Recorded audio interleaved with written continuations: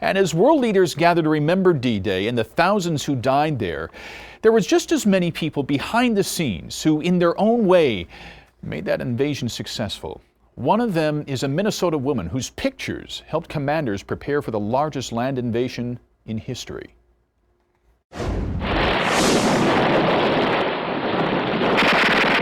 On the murderous sands of Normandy and its rim. We all knew it was coming. Before these images of D-Day were seen around the world, these images were seen by invasion commanders, reconnaissance photos, developed by a young Army recruit named Anne Quarnstrom. They flew over places, took pictures so they'd know where to bomb. It was a big thing in that day. Anne worked at the 8th Air Force Photo Lab just outside of London.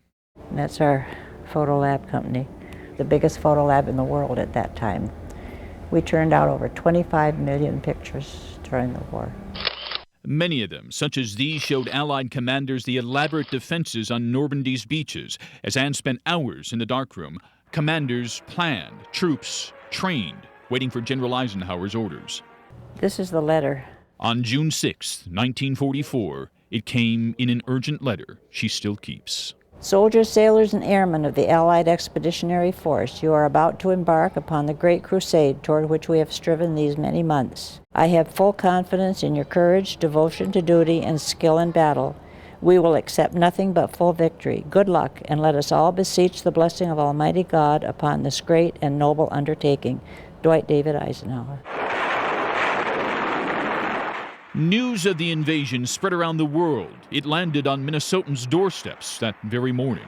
The first image that folks here at home see of what does this look like is in large part of Anne and her team's work to get these photographs out to the generals and to the leadership, and then they in part made it available to the public to convey what had just happened. What happened was the beginning of the end of the war, and Anne captured it in her lab. It was important and it changed the world. It really did. If we hadn't had D-Day and if we hadn't won the war, nobody knows what we'd be now. I think it's important to keep in mind today that they had one shot at getting D-Day right, and the fate of the world literally was at stake. And its outcome, now preserved forever in print and film.